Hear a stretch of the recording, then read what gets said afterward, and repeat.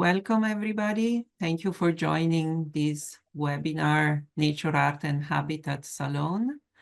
Today, we have a special program that takes us back to NAHR 2024, the year that we discussed the issues of fires. And we are back with this special program, given what has recently happened in January in the Los Angeles region.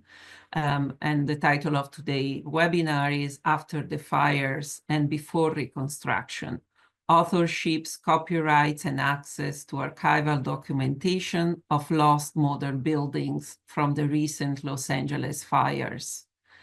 We have a lot of conversation. The community of the Los Angeles region is really active in multi-conversations, but today we are focusing on something that is close to our heart as a group, and we are joined by two curators of architectural archival collections in the region.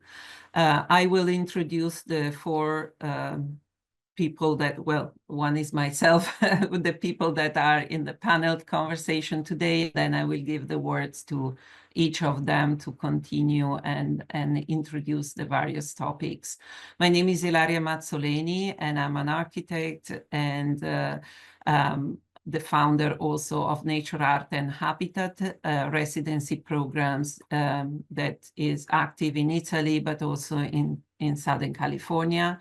And as mentioned, last year in 2024, we have discussed the topic of fire as is a shaping force of our Earth, and it permeates all forms of life. This year is coming back to the region with a different take, or very specific in Los Angeles, and so we have invited three speakers. The first one is Silvia Perea, a curator of architecture and the design collection, art and design and architecture at the Museum of UCSB, University of California, Santa Barbara. Silvia's work bridges art and architecture through a multidisciplinary approach that includes writing, teaching, and organizing exhibitions. As curator, she's deeply committed to the preservation of Southern California modern built environment, supporting conservation efforts in the region. Thank you, Silvia, for joining us. Maristella Casciato is a senior curator and head of architecture collections at the Getty Research Institute here in Los Angeles. And Maristella is also a board member of Nature, Art, and Habitat. She's an architect, an architectural historian, and a teacher, and has pioneered an engaging approach to conserving 20th century heritage and legacy. Maristella has also stewarded archives and collections at various institutions and authored many publications and scholarly contributions. Thank you, Maristella, for joining and contributing to this conversation. And Meredith Reitan is an associate dean and lecturer at the Price School of Public Policy and School of Architecture at the University of Southern California. Meredith is an historian of Los Angeles, of our city. And at the University of Southern California, she teaches classes on planning, urban design, and heritage conservation. Meredith has spent several years with the American Red Cross and has extensive experience responding to and mitigating the long-term impacts of natural disasters.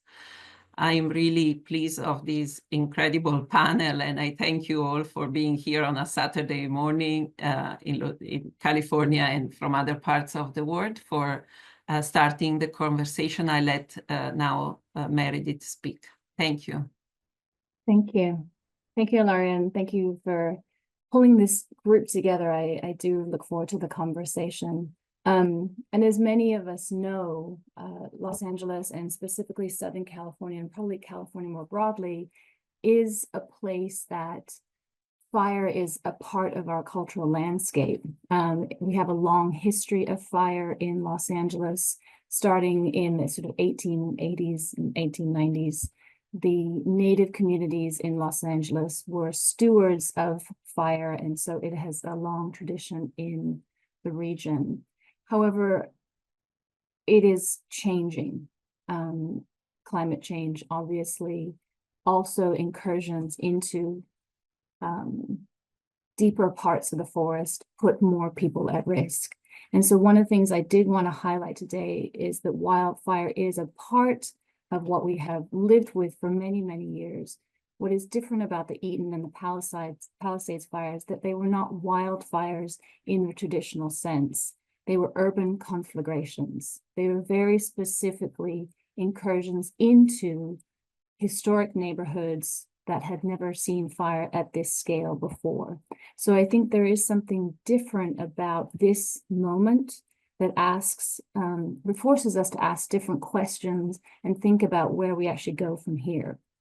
I also do want to acknowledge that as part of our conversation, Los Angeles still very much is in the recovery phase. We have many colleagues, friends, family members who are dealing with an unbelievable loss. And so we want our conversation to focus on the future and focus on ways that we can kind of assist and facilitate. But we also do want to acknowledge that there are individuals and families and communities that are grieving at this particular moment. And so we want to be sensitive to both of those pressures, to acknowledge the present of where we are, the history of the fires that have been with us forever, but also think about the future and how we might, as a community, come together to improve. So as I said, I think we are very much still in the recovery phase. The immediate needs of some have been met, but there are many who are still very much at the point of needing assistance, both economically, socially, and in terms of community structures. The first of the sites are sort of being mitigated right now for poisons and addressing those kinds of things. And so the recovery phase is probably going to last for at least another year of this sort of immediate recovery. And then we can start thinking about rebuilding. The opportunities to rebuild are unique on this scale.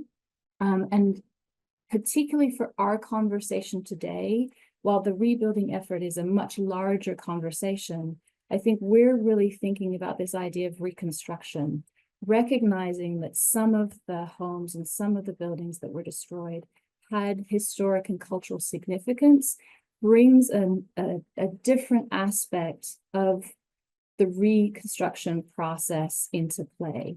Thinking about reconstruction in terms of heritage conservation, there are, specific policy decisions and specific legal and ethical questions that we must engage with to think about reconstruction from this perspective. Reconstruction from the kind of broader scale can be seen sort of in multiple phases. One of the most obvious examples is the reconstruction of Warsaw after World War II. You've got reconstruction of much of Europe after sort of the large-scale damage of World War II. But there's also smaller scale reconstruction projects where historic spires have fallen or different elements of a historic building has fallen, and the opportunity to reconstruct using very detailed historical records provides an opportunity for us to think about how we might rebuild.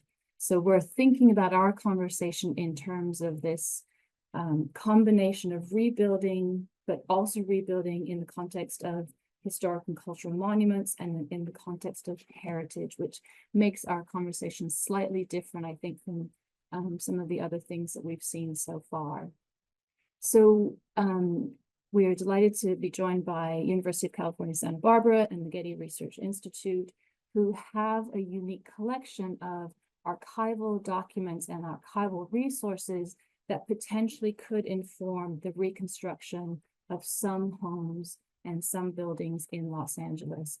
from Altadena to the Palisades, including Malibu, City of LA. All of these are stored in the archives. And so the conversation is an important one to think, what is the role of archives in this reconstruction process? So we wanted to also acknowledge that this is a very sort of brief summary of buildings that I think have been confirmed lost as of right now. They're, the lists are still kind of being developed and confirmed. So the questions that we came together to think about in some of our conversations before coming online, and what are the implications of this notion of reconstruction, of the heritage, social, cultural importance of what's been lost, and how that actually could be rebuilt within the context of reconstruction and planning. And what is the role of the archive in this reconstruction? And is reconstruction the right way for us to think about this? Or could there actually be something else emerging? Is there a new conversation, a new vocabulary that needs to emerge about the role of the archive and rebuilding? So those were the questions that we started with, and I'm going to sort of turn this over to Silvia. And we have a series of slides, and Silvia, I'm going to continue to man the to staff the PowerPoint slide, but I'm going to turn it to Silvia, who will talk from the University of California, Santa Barbara. Turning it over to you. Thank you so much, Meredith, and thank you, Ilaria and Maristella, for the kind invitation to be part of this crucial conversation today. As Ilaria said, my name is Silvia Perea. I'm the curator of the Architecture and Design Collection at the Art, Design, and Architecture Museum at UC Santa Barbara. I'd like to begin with a brief disclaimer today. My comments are intended as preliminary reflections rather than official positions, as we're still internally discussing how to best approach requests to rebuild structures represented within our collection that were lost to the recent fires. Next. In this regard, I want to highlight two crucial yet not entirely aligned needs that, if addressed, will influence the feasibility of rebuilding what was lost beyond our institutional considerations. These needs also underscore the ideally inclusive nature of the reconstruction process. First, the need to urgently update urban plans, zoning regulations, and building codes to increase resilience, as well as to overcome the current housing insurance crisis. We have to consider that these updated provisions could make reconstruction in certain areas infeasible and hinder the replication of lost structures.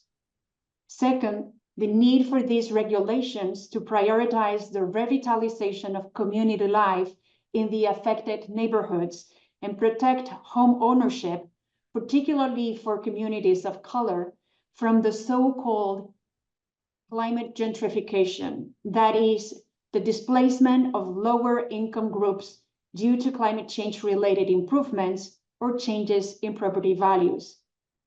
These 2 points emphasize that our voice is just one of many that should be part of the conversation, alongside community members, associations, HOAs, architects, preservationists, urban planners, and policymakers, to ensure an inclusive, just, and sustainable path forward. Next. Let's start by introducing who we are and what we do. The ADNA Museum, the Art, Design, and Architecture Museum, is a nonprofit institution accredited by the American Alliance of Museums, whose code of ethics we uphold. It is housed within the UCSB campus, a public institution designated as a research university, whose policies also we follow. Next. The ADNA Museum's mission aligns with that of the university to stimulate research, support artistic practice, and generate original programming through our collections. Next. The ADNA Museum is home to the Architecture and Design Collection, what we call the ADC, a repository of over 295 archives of architects, landscape architects, and designers who have made a significant impact on Southern California's built environment from the late 19th century to today. These archives are held in the public trust by the Regents of the University of California. Next.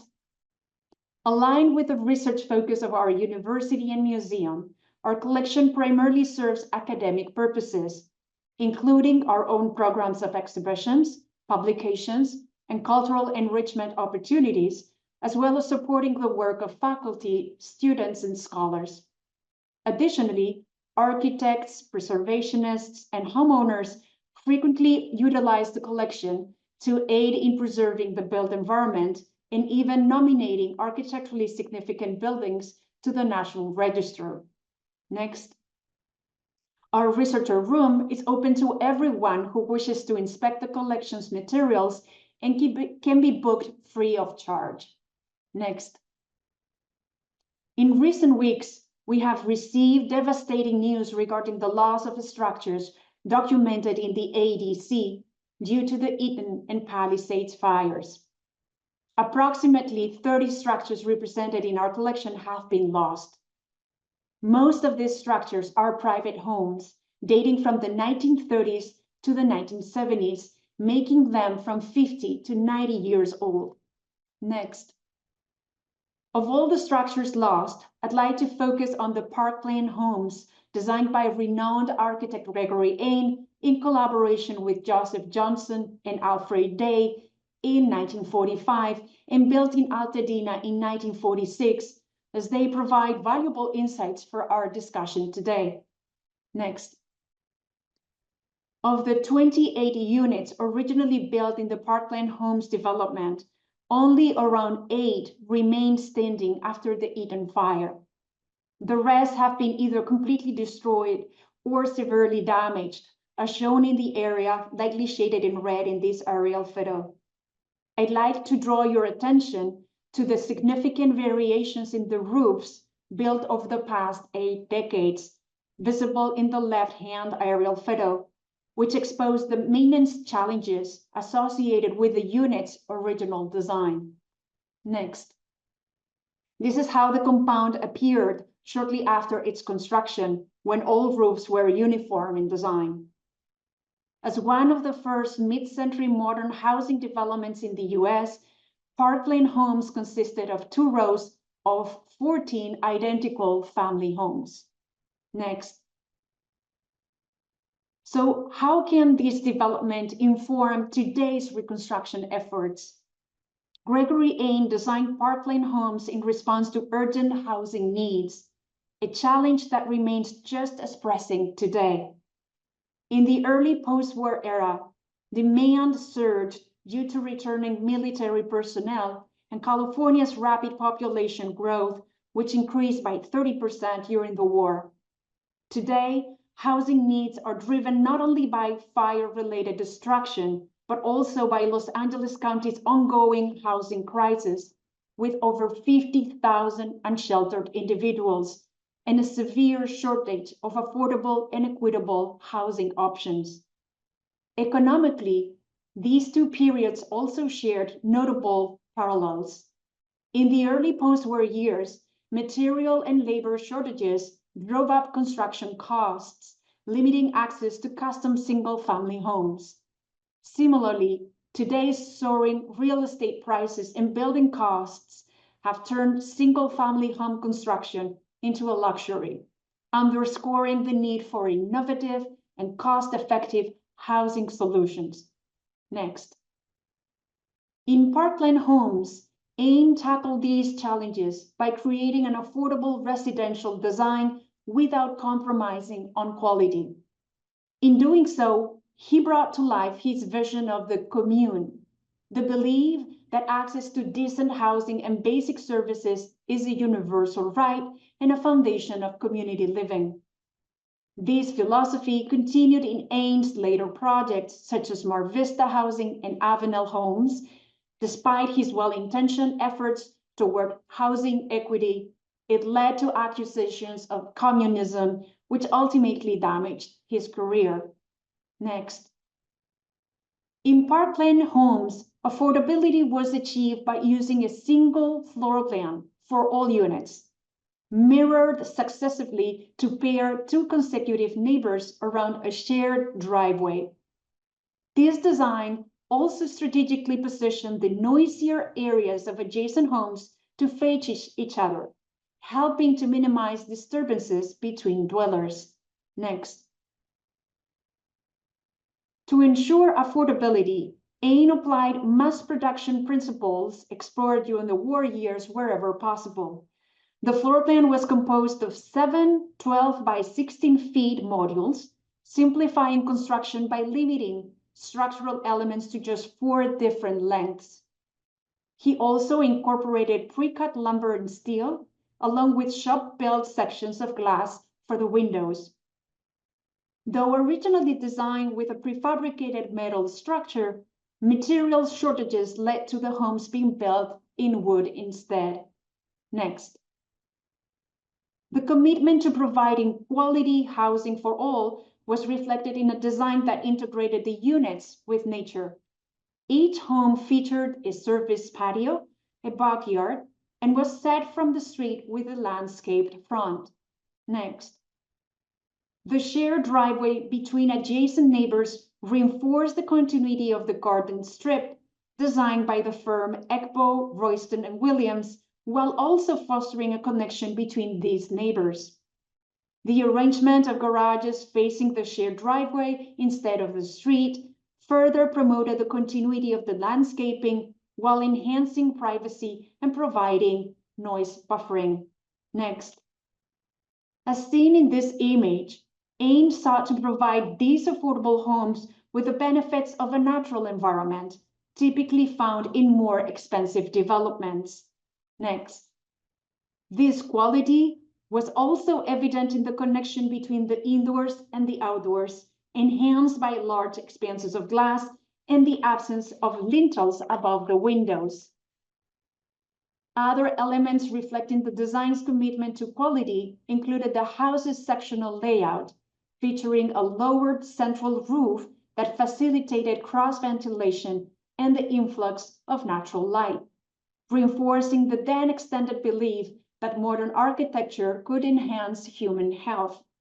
Notably, Gregory Ain had worked with Richard Neutra and was influenced by Rudolf Schindler, both of whom championed these ideas.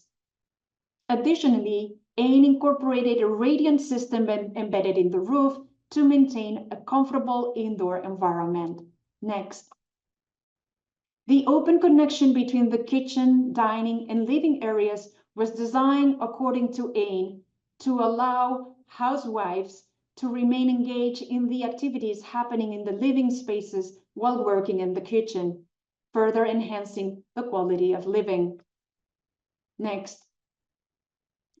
8 decades have passed since the completion of the Parkland homes, yet many of its design principles, economic, constructive, environmental, and community and health related, aside from the outdated view of women in the kitchen, of course, remain relevant today. Next. However, replicating or reconstructing the original design of this compound would be challenging in today's market conditions, particularly if the goal were to maintain the affordability that was central to its concept. Next.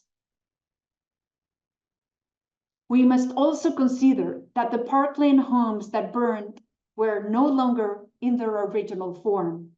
Over time, they had evolved to meet the needs and preferences of different owners. So, what should be replicated? The original design or the final stage of the home's transformation? Next. A number of challenges make the construction of replicas of architecturally notable designs difficult today.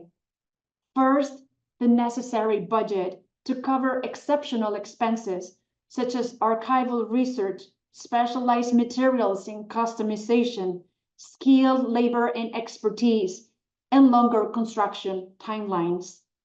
Second, changes in construction materials and technologies, urban regulations, building codes, context, and lifestyle. Third, the regular absence of sufficient archival materials to rebuild with accuracy. Even when blueprints, sketches, or photographs are available, they may not provide enough information to recreate the structure exactly as it was. Fourth, the lack of evidence that the original construction fully adhered to the initial drawings. Rarely do we have complete as-built sets of drawings in the collection.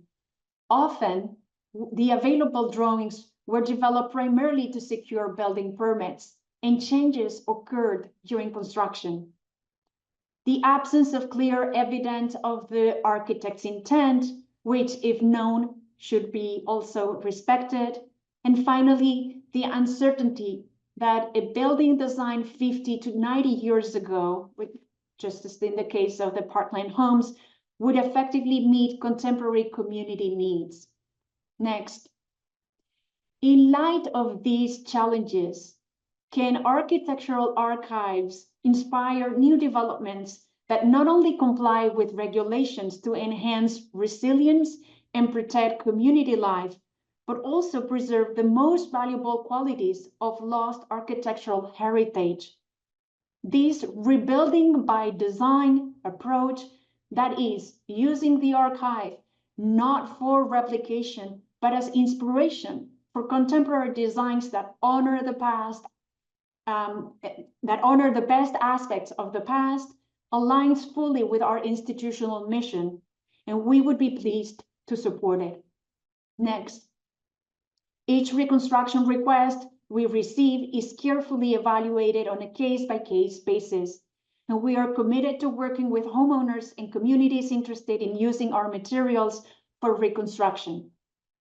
However, as a general guideline, the AD&A Museum does not typically endorse the construction of replicas using materials from the architecture and design collection, nor do we usually support using the original's architect's name to identify such replicas.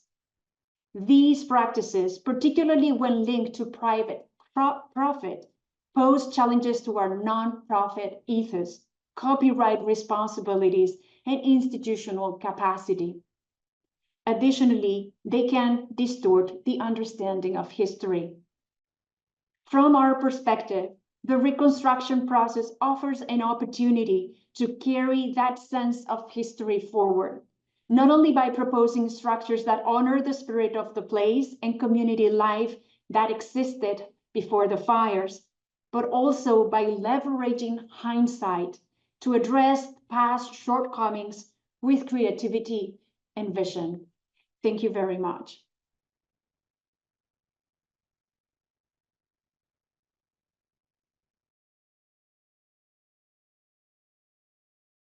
Thank you, Silvia. I guess. Very inspiring. Yes, Maristella, would you like to take it from here? We have one more talk, and then we'll open for Q&A and more reflection on what we have been hearing. Thank you, Maristella. Again, thank you, Ilaria. I wish to second my colleagues for the invitation, but also for putting together this webinar, which I think it's due at this moment at the right time, because it opens questions that are different from the typical construction survey and need, I mean, for thinking about the future of the city. My name is Maristella Casciato. You already introduced me. My colleague Meredith and Silvia have been extremely qualified, I mean, in a certain way, to present some of the aspects of the urgent need for the city of Los Angeles. I'm here because I'm the senior curator of another of the archive as existing in these areas where architectural collections are kept. I mean, I work at the Getty Research Institute, so it's not the museum, but it's really the Research Institute, part of the Getty Trust. And I just want to say one more thing, that there are more but at least another institution that should be mentioned because they are extremely important in terms of the legacy of what has been lost at this point. The special collection at the University of California, Los Angeles, or UCLA, where I mean, among the residential house that were destroyed by the fire, the one by Neutra, for instance, the archive is kept at UCLA. USC also has a small archives, but not so extensive. But the three major collections are Santa Barbara, as Silvia very well expressed and explained with her case study, the Getty Research Institute, and the Special Collection at UCLA, where Neutra archive is very extensive, and also Lloyd Wright, because we also lost in the fire in Pasadena some, and also Malibu, if I'm not wrong, some important residential building by the son of Frank Lloyd Wright, I mean, Lloyd Wright. So this has been actually, in terms of, I'm speaking as an architectural historian, a situation where for the first time we really saw clearly, I mean, what was the toll that the contemporary, specifically residential building have paid to this fire. I'm very much in favor of what Meredith you mentioned, the urban conflagration, I mean, not the wildfire, I mean, the situation where, I mean, like a bombing, a large area has been destroyed. I mean, it made me thinking, I mean, going to a totally different examples, but also to give hopes for the future, that when the Great Fire happened in Chicago in 1871, it was October, the downtown basically was totally destroyed, at least the downtown, and also much larger situation, so a similar conflagrations.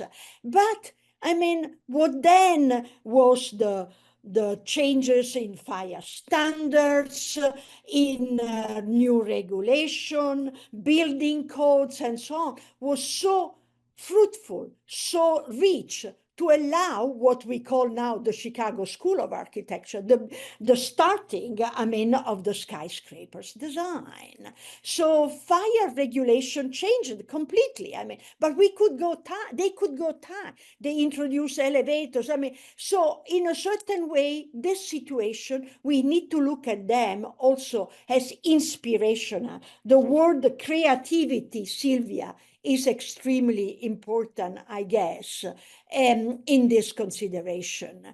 Fire is part of our earth, I mean, it's part of shaping not only the landscape, but also shaping the cities, and their creativity is the component that we need to acknowledge as really the vital force at this moment.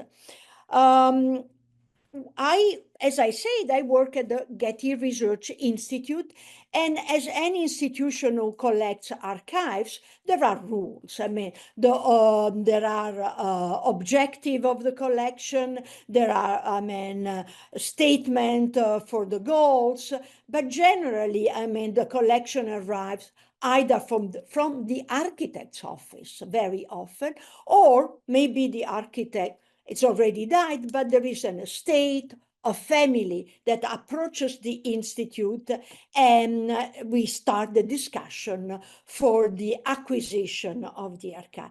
So the case by case is also another key concept, because all archives are different. They come from different condition, different condition of the office at the moment when the archive reaches us. They are never, I would say, but never completed. They are always partial. There are always drawings somewhere else or other documentation. So the case by case is something that we as curator have to consider as a kind of mantra. We need to look into the archive, and in this case, with what could be considered a reconstruction, we really need to look at the specificity of the archive and the acquisition. Usually, for instance, a concept that we probably UCSB, Santa Barbara used a very similar one, but a condition that we ask to the estate or the architect, if he's still alive, is to offer the archive, at the time of the acquisition, with a non-exclusive license. This is not a very complicated concept. I mean, it is, but I try to make it very simple. This allows the institution receiving the archive to granted, the fact that the archive will be rehoused, cataloged, digitized, all the process, and open to the public, freely open to the public. Everyone can come in and with a special card, badge of as a reader of our library to see the archive. This also allows us to use the archive for for reason of scholarly research, for scholarly publication, for giving access to young researchers, not to charge, not to make the archive a way to charge more on the legacy or the heritage of the donors or the architects. This doesn't mean that the archive is free of everything. As Silvia mentioned, and this is a major concern, but it's in all arts, and not only in the field of architectural arts, but any work of the creativity, the copyright remains always with the curator, with the creator. No matter if he's alive or he's dead, there is always an estate, there is a family. The creator owns the copyright of his ideas. It's his genius, it's his creativity, it's his way of seeing things. So this needs to be respected anytime, which gives us some constraints. I guess Silvia agrees with me. We cannot, give anyone the right to do something because there is the creator, and the family, as I say, the estate. But there are very often also what we generically call third parties. So, for instance, the owner at the time, now it's lost, but generally speaking, the owner of we are talking about residential building, of the home, of the house. He has some right, on privacy and so on. And then the copyright that belongs to all photographers, during the time. That's why the Getty Research Institute was so pleased when the Schulman archive was acquired, because the Schulman archive arrived with the full copyrights to give, free of copyrights for everybody all over the world to download images by Schulman, which is a unique condition.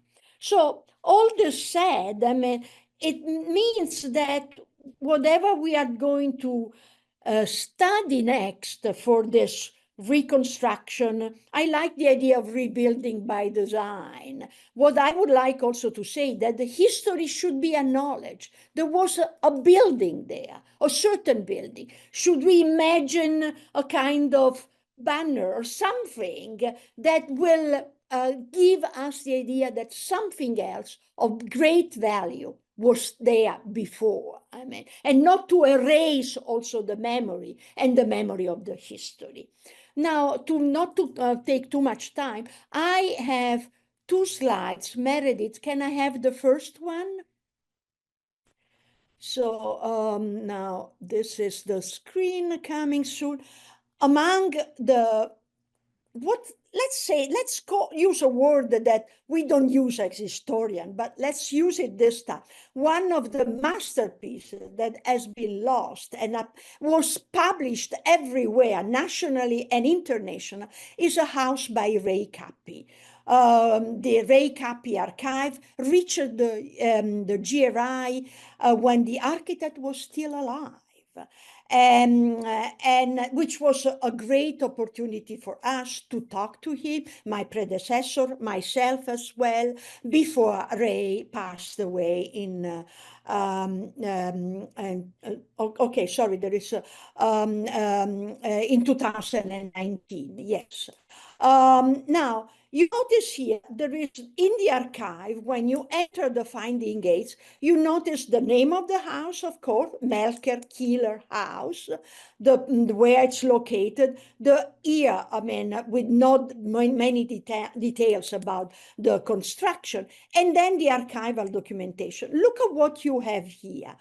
There are 4 folders of notes and construction documents in a certain box. Then there is a flat file with original drawings. It doesn't tell you how many original drawings, but the double asterisk tells you that it's a very large format. So whenever you ask, you will receive a very large format. And then there is a folder of photographic negatives in another box. What happened, I mean, with the Ray Capi Killer House is that a model, that's why the archive are always in progress. A model was given to, we received a donation of a model from the owner of the house only in April 2024.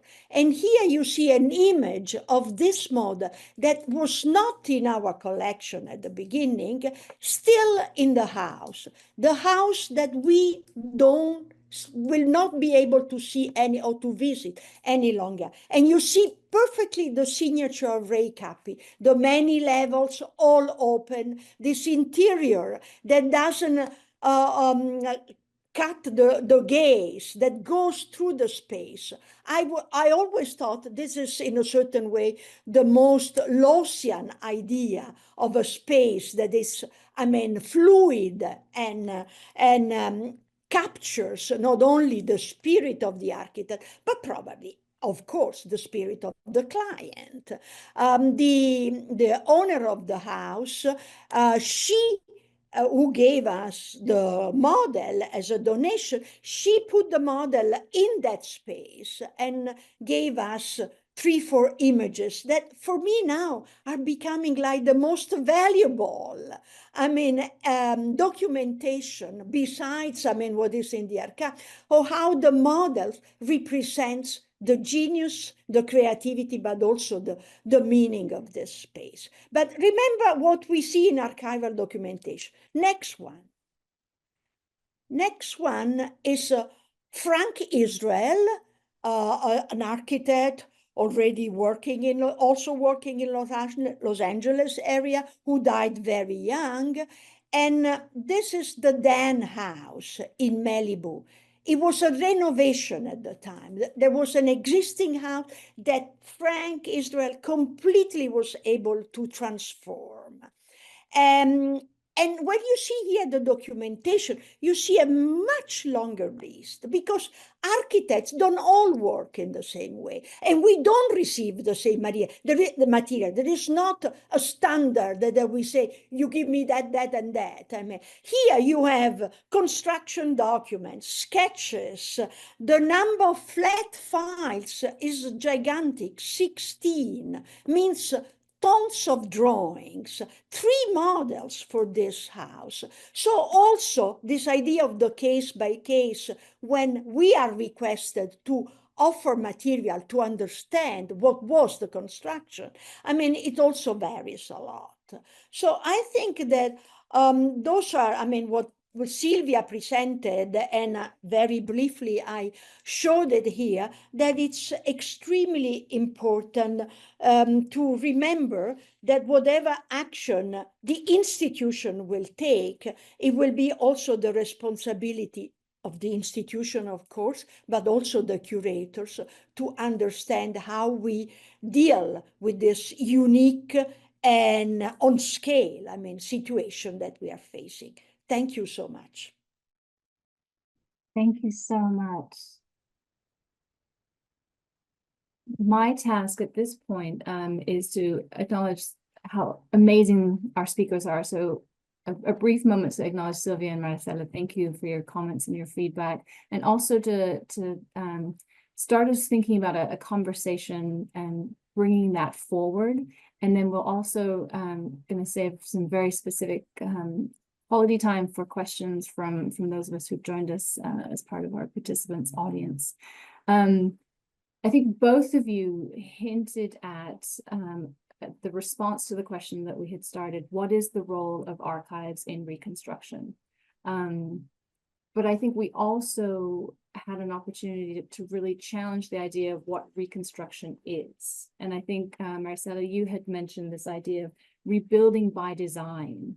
And we had talked about our limited vocabulary to really explain the relationship between the archive and the rebuilding. And so I wondered if perhaps Silvia, you had some thoughts, and then we'll go to Maristella as well, like rebuilding by design, what that actually might entail. Well, Meredith, it was something that Silvia brought in, and I would more respond on the issue of the replica. Silvia, give it, start, I mean, if you wish. Yes, of course. I think it also is really related to the role that architectural archives can play in supporting reconstruction efforts. We can be part of the dialogue that is ongoing right now between architects, preservationists, regulators, policymakers, environmentalists. I think that that's something that we can support and enrich with our experience and what we see here in the archive. We also can provide access to those materials. We can, as Maristella said, we can facilitate the access to the materials that are preserved here. We can support research also. We can illuminate some connections, because we work with these materials all day long. We can say, well, if you're working with the Parkland homes, why don't you also look at Mar Vista or Avenel homes, because they have connections. We can suggest some of those connections, and we can certainly assess the historical importance of a structure. So, we can also document this process, which I think it is very interesting. All these dialogues and conversations that we're having are also part of history. And the fact that some of these architecturally significant buildings are lost are triggering, as Maristella said, creative thoughts and creative approaches, which I think are part of the continuum of history. And it is also our responsibility to capture that. So when it comes to, rebuilding by design, what I meant by that is kind of a third way.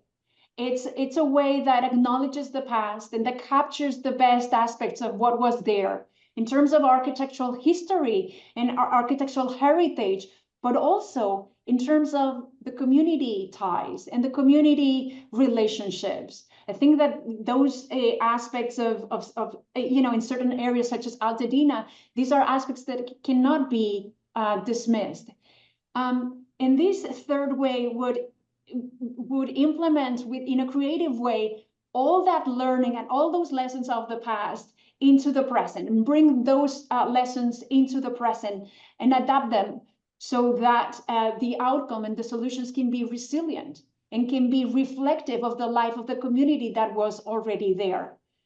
There's this saying that the future of these cities is resilient, or it's not going to be.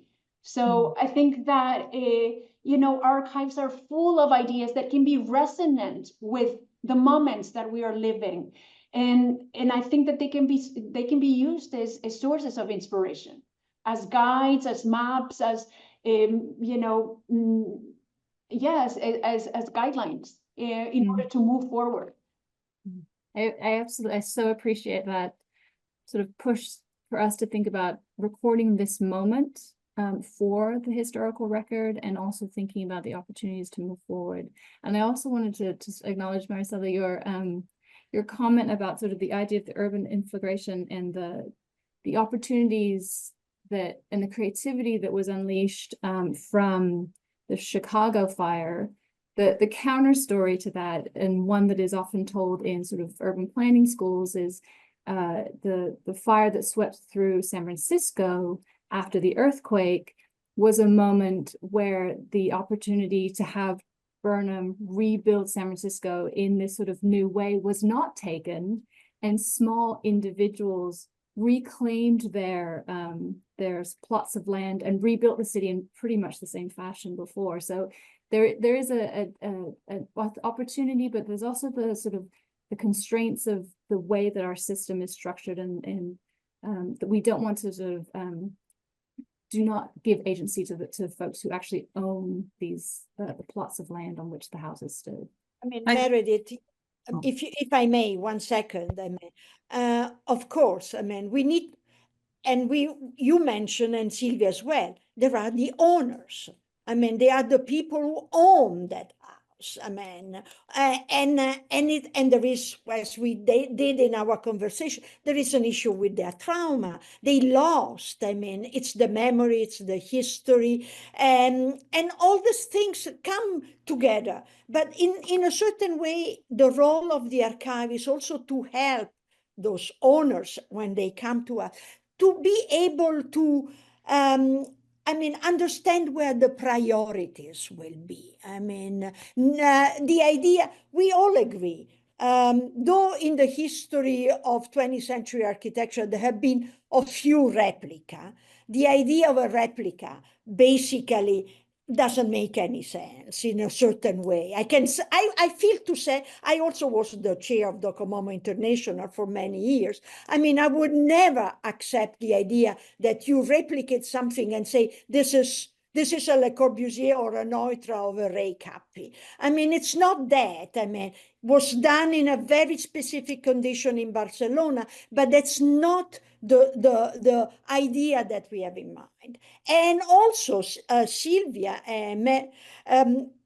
raised another issue. I mean, what do you want to reconstruction à l'identique, as they say? I mean, what? The original idea, which is probably not the idea of the house you live now. I mean, maybe the house went through several owners with several transformations, and maybe the archive will not even be able to give you all the layers of this subsequent history. So this historical process will be important for the reconstruction, but will be only one angle to write, to look at the reconstruction. The angle probably also will be that, as we say, the acknowledgement of the changes, the new regulation, the codes. I mean, now I'm a bit worried. I mean, also the fires in Los Angeles have been very different. I mean, Palisades and Malibu, they have an urbanity that is in a certain way very different in many ways from the Altadena. I mean, you know, from single family houses in the Palisades. Speaking of houses, there were also the schools, the church, something else. We have some of this archive as well. But we need to understand, I mean, that also those communities are different, but everybody has the right to have an hope or an inspiration for reconstruct something.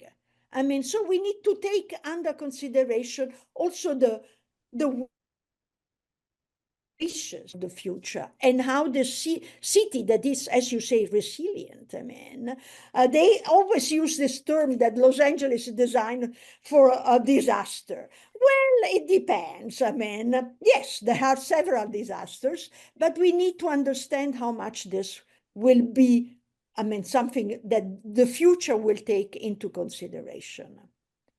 I don't know if we have, yeah, many, if we have questions, maybe we also give voice to our... There are some considerations, Sarah, you wrote. I'm guessing that this build, I don't know if you want to speak to it, I can read it otherwise, but if you want to unmute and say it. Otherwise, I'm going to read. Sarah Valeri said, I'm guessing that these buildings were made to take were made to take in or take pleasure in the local environment?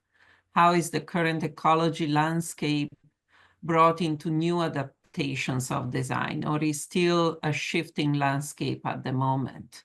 And I guess the bigger consideration is, we know that some of the buildings that Silvia, for example, you showed, but also the Recapi, the connection, this mid-century modern, the connection with the environment was one of the principles of the design, right? But we are now facing a slightly different environmental context, right? The climate change has informed that context. So it's not per se different, the default landscape, but there are a lot of considerations on the relationship between the wilderness component and even the gardens, right? And the native and not native. So there are aspects of this connection indoor-outdoor that are granularly quite different, I would say, and perhaps they could suggest different attitude towards design, but not in a rebuilding by design attitude of something, perhaps. That's where also sometimes we don't have yet the vocabulary. That's yet another thought that came about. Do we have a vocabulary that is equipped, letting us speak to the contemporary situation? Can we take preservation and conservation and history to the contemporary and just apply those terms? You're all historians. Can we do that? So I'm adding to. Yeah, it makes me think of this sort of relationship of the outside and the inside, which is sort of fundamental to modernism, and the blurring of those two lines. If we're now suggesting that the outside is hostile, that we need to sort of start planning without greenery, without sort of the shade structures of trees. Do we need to really think about a different relationship between inside and outside, when sort of sometimes the most, speaking just for fires, the most fire resistant sort of structures are not surrounded by the kind of tree canopy that many of us appreciate and need for shade, right? So we're going to have to start making some sort of trade-offs between the natural environment and the built environment. And this is to be a planner. But then I think it is subject also to kind of a contradiction or a paradox. On the one hand, we have the urgency to rebuild, and the homeowners are reaching out to us in despair. I need to rebuild, and we sense that kind of sense of urgency. On the other hand, we have the policy making and the regulations and all the kind of the development of new rules to make the natural environment, or the urban environment more resilient. And these do not move in equal timelines. So I was surprised to know and to read that many architects are taking the initiative in building guidelines for building more resilient, building with materials that may endure natural disasters in the future better. And it seems to me that this is kind of a bottom-up process rather than the other way around, because of the urgency of the matter. Well, maybe, Meredith, you used the idea, there is a recovery period, and this recovery period is also necessary for the environment. The toxicity of the debris, the conditions, are serious, and you don't want to say, okay, the urgency of, I understand this need of the owner, the urgency. I need a home. I need a place where I can live. And this very, it's important, human beings and nature. But on the other side, this is also an opportunity. In this moment in between, we are cleaning all the space. We are understanding, how do we want to see this environment for the future? What will be the future of the kids of today? because there are serious problems. I mean, we cannot be, I mean, hide ourselves or be blind. I mean, there are serious problems with this environment at this point. I mean, Sorry. But go ahead. if we think of the archive and the archival material, right, if we rethink by design in their principles, right, if they are inspiration, it becomes, in a way, I agree, Silvia, with you, because then we want to avoid the replica that we all spoke about.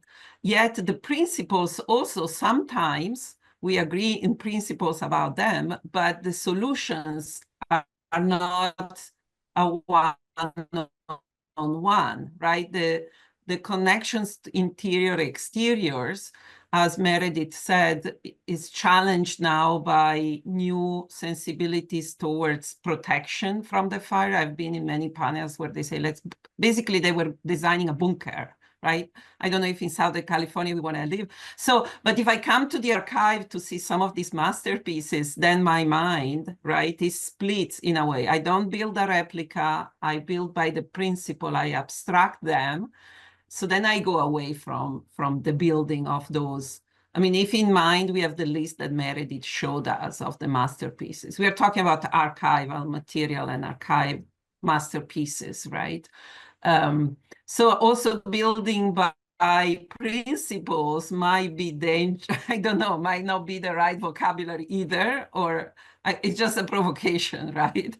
Well, and I want to sort of echo Deborah Weintraub in the chat. I think is kind of pushing us in a similar direction to think about, you know, realizing that we will have to use current codes to do so. Is the ethos of the historical modernism, could it be incorporated and provide new opportunities? And so I think what perhaps it is principles and the ethos and that moment of sort of inside outside relationship, that maybe we bring that forward, and that's how we honor the built environment that existed in that moment in time, but also design for our future. It becomes again also an issue of legacy. I mean, some of these houses were built in different time, the 30s, the 50s. The one I show were really 90s. I mean, very much more contemporary.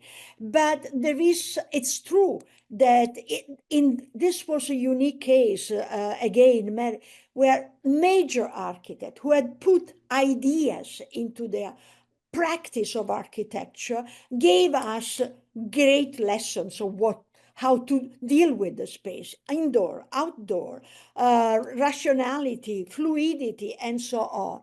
So, I mean, there is a big legacy that we need to acknowledge, and the archive may help to understand better and better. Maybe we could think, Silvia, of a specific session in our archives, inviting people, not right now, but in the time, I mean, in the coming months, coming to see those drawings, I mean, coming to see what was there, I mean, but also, I mean, we need to acknowledge the idea of a future, I mean, an idea that, I mean, they built, and we can also build, I mean, and I agree with the idea that the history should be kept. I mean, I don't know why. I would always like to see something of what was there, maybe pamphlets or something. But also we need to acknowledge that there are new architects. They maybe be so strong, and I'm sure they are. They want to rebuild. I mean, to build something new, to build a new city. I mean. And I don't want to, Stephen, I don't want to speak for you, but I want to acknowledge your prescient comment. And I think many of us are struggling with the individual legacy of sort of American capitalism and our hope that this could be something better. Did you want to raise that? Mute. Well, I don't feel the most the one Stephen, push us. Well, you know, but I mean, there is a capitalism also in the acquisition of archives. I mean, the archives need to become a tool, an action. The archives are mapping also for the future. They are not tools of control. They must be, I mean, something that inspires something new, I mean. So I don't know, maybe others have ideas. Stephen, do you want to? Well, I think that I mean, these ideas of community are not new. You know, they are as old as architecture, and some of these archives are documenting also kind of mechanisms for creating spaces of encounter and spaces of exchange and communal enrichment. Of course, these things kind of also happen on their own, but they happen in spaces. They happen around, you know, a certain urban quality and urban type of space. So the archives are not only documenting individual homes and private spaces, they're also gathering a lot of information about how to ensure that these interventions prompt certain community relations and engagement. The community also, but Silvia, also the community have changed a lot. A lot. We cannot use the back drawings to ensure that the community ties that were present before the fires are going to be rebuilt. Again, we're talking about the archive as a source of inspiration, not to kind of make sure that this happens if I apply this drawing. It would be, I think, a bit infantile to think so. Yeah, also, I mean, yeah, naive in a certain way. Yes, more naive. Mm-hmm. Stephen, I'm with you. Case study, Silvia, I think had, oh, sorry. Ilaria, Meredith was talking. Well, I was going to give Stephen the opportunity to talk because I think that's an important moment for us, and I think it's a delay. I'm delayed. Okay. So Even. So I would just, this is just something, you know, an inquiry that I've been developing in my own mind in the wake of the fires, and certainly it's enlightening to be introduced to the work of the archivists. But my primary thought is that, you know, these different, as the scholars have said, you know, these creations, these individual houses, these individual developments are phenomena of their time and of a certain vision.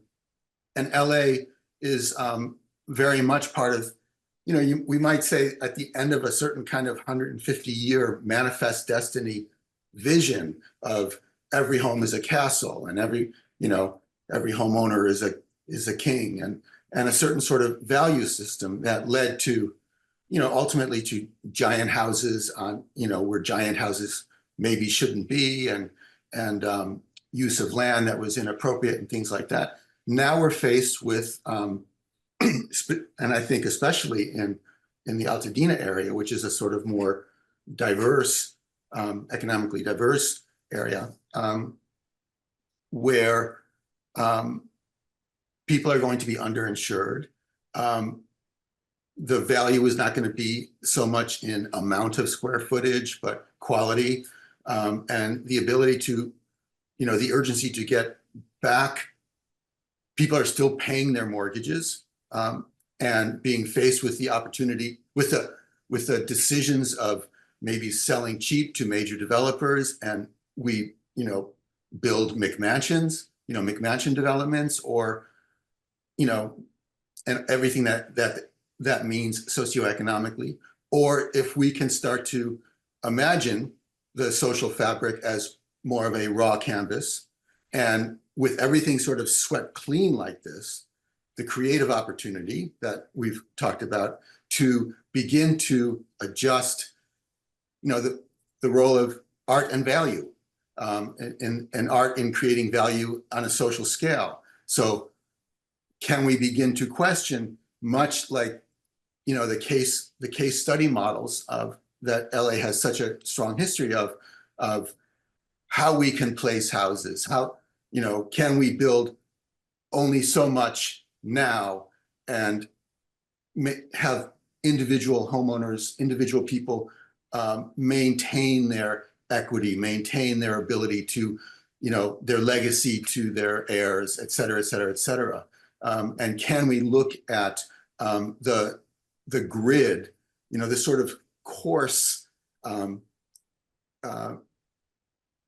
expedient urban grids that we developed, you know, this sprawl of a city, and do we have an opportunity to begin to reshape that, and what is the means to do that? The practical aspect of it is, if any of us has any opportunity to do so, to contribute to a community land trust, because the only way that any of this is going to happen is if it's community owned and it's held by folks who. Well, it's interesting to that. Yeah. I was actually on a Zoom session, I think yesterday, and it was the mayor of Paradise and the Paradise Fire. And he was saying a lot of people that the Parks Department has moved in to buy land that people couldn't have, you know, have chosen to let go of for one reason or another. And they're looking at the master planning of like these beltways and things, because like there were some public parks and greenways and open spaces that fared quite well in the fires. Wow. So, you know, the notion of, you know, if we build smaller and incorporate open space, and, you know, what are the economic models for that? Because we have to get, you know, building is both material and, you know, economic, obviously. And the rethinking of square footage and individual versus social and collective value, and the regrouping of these can give birth to new forms and new creativity. Thank you, and I acknowledge also Deborah in our chat. Deborah makes a very interesting. Yeah. Deborah, do you want to talk? Come on in. The water's fine. Come on in. Yes. Thank you, Stephen. Yeah. Hi. Can you hear me? I can. Yes. Yeah. It's really all about funding. I mean, a lot of changes could happen if there were some kind of funding mechanism to make the rethinking happen. I do think that the people who've lost their homes, who are still paying mortgages, are of great significance. I mean, in some ways, that's the primary responsibility we have, is to allow them to not lose their shirts in this moment. So I think it would be interesting if some politicians set up funding for a land trust, so there could be a way to make people whole and give the opportunity to rethink what the reconstruction looks like. So I'm waiting for some politician to step up and say that. I do think the situation in the Palisades is very different. I've been in a lot of meetings with those homeowners. They tend to have more resources, and they really do look at their properties as their castles. But the Altadena conversations that I've listened in on have a different sense of community and an interest in kind of rebuilding community there. So I'm waiting for a politician to create a land trust fund to make some of these things happen. So Deborah, I don't want to be dark, but I'm not waiting for the politician. That's probably the least likely candidate for. I think community leaders are emerging, and I know that there have been conversations, and I am so embarrassed that I'm blanking on her name right now, but I will think of it. There is some conversations happening in Altadena about community-based ownership. And I think there are many models of funding that, you know, we succumb to often, but we can raise with them. And, you know, there is also a lot of money in the city that can be used in the right way instead of in the wrong one. I think, you know, we always hide back is to say, oh, I don't have the money to remodel the kitchen, right? But I think there are other ways to creatively think about that. We are architects mainly here, so it's not maybe the scale to which we work. And I worked for many years in a co-housing project, and it died because banks don't support the individual structure of the funding of that. But now we have that opportunity of pushing, but it does take some time, and it goes against the king of the house. But Gregory Ames' scale is already a scale of hope. And I know, Maristella, you want to say something, and I'm happy to keep going. We passed our time, but we can keep the conversation going for sure. Don't worry, but No, I mean, no. Meredith mentioned this word, I mean, capitalism, I mean, because, and Deborah came with the idea of funds, I mean, of money, I mean, investment. Who is investing there? I mean, the owner, the real estate, I mean, all that. It's a big issue. I even heard or read somewhere, Deborah or Meredith, correct me. Oh, we need big words, Marshall Plan. You know, how do you reconstruct? And no matter what the community will be able to do, those forces are very strong, Ilaria. So we need to find a balance between the homeowners, the community, the ideas, the wish, the hope. But there will be an issue of money, putting money in this. It doesn't happen, I mean, the day and the night. I mean, so Deborah, I mean, I don't want to say you are right or wrong, but we need to understand that the political aspect, it's there. I mean. Yeah, but you know, Meredith, there are, I think that the scale of government and the funds at the disposal of the county could seed, they could seed. They could see us through. Yeah. They could see us through. Of They could course. seed it. They could start it. They could say, we're going to support this effort with, and it's governments who have the ability to do that because it's taxpayer money. And the taxpayers are saying to them, we'd like the opportunity to make people whole, but rethink how the land is owned and what kind of communities we really want to rebuild. So I don't know who else could do that. Maybe a philanthropist. Certainly the banks aren't going to do it. Maybe a nonprofit developer, but I feel like governments could seed that effort. And when we do big infrastructural projects, that's how they do it. I mean, it's a longer process, but there is a kind of a decision of going ahead with, you know, an infrastructural project.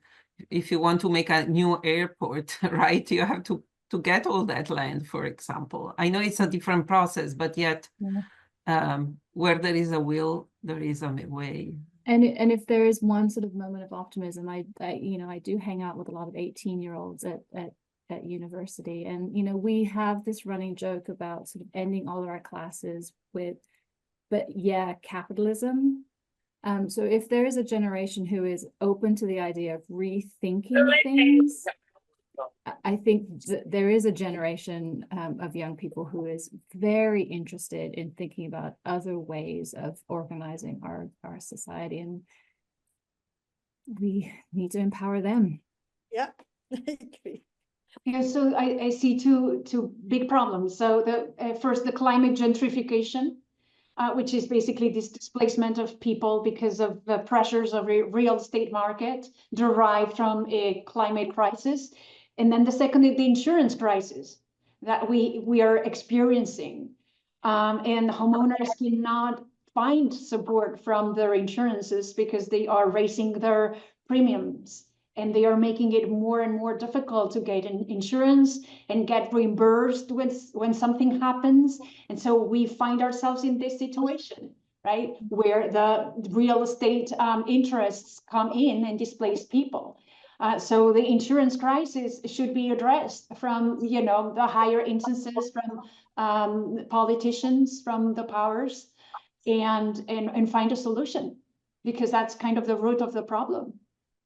So if there are actual action points for all of us, one of it is to talk to our local representatives to convert these conversations into action, and also to find and hang out with some 18-year-olds.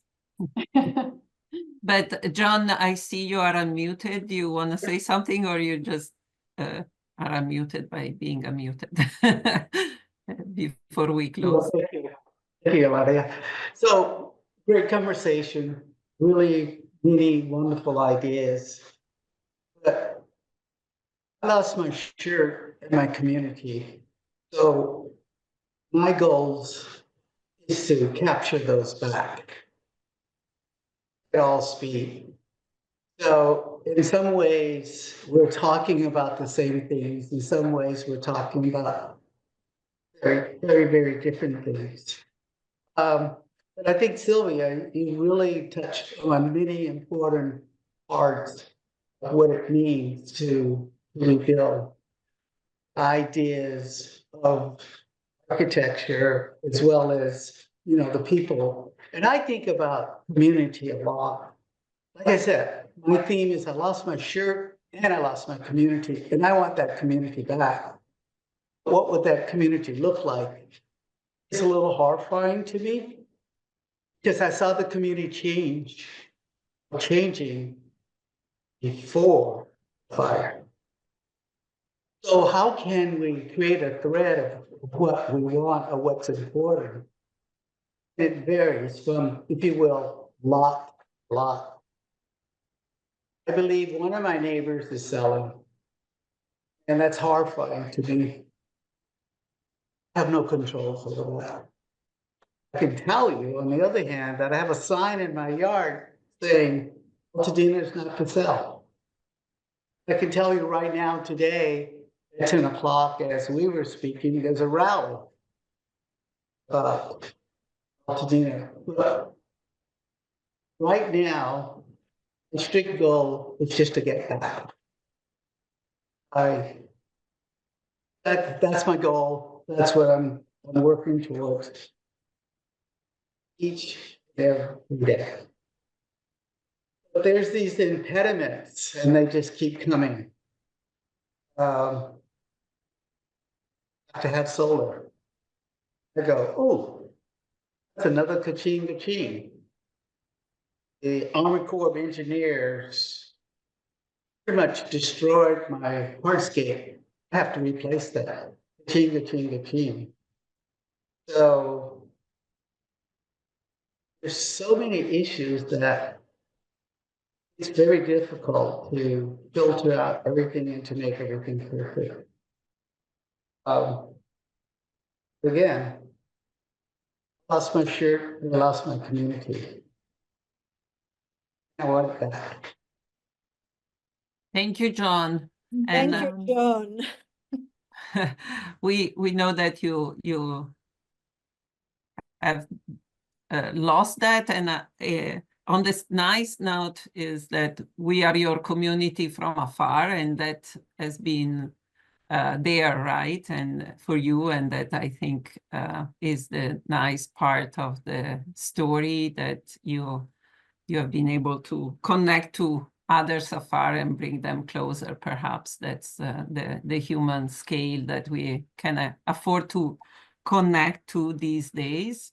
And in this first person testimony, I think I maybe start closing the conversation because we are well past our time, by thanking Silvia, Maristella, and Meredith, and also taking on some of, it was a very specific conversation connected to the archive. So it's difficult to stay focused, we know, because everything is interconnected, but definitely, we have seen the opportunity of learning from history and the role of the archives as a memory, but also as a springboard for the future. So maybe next time we meet in person in one of the archives and we brainstorm about the ideas of architecture to community.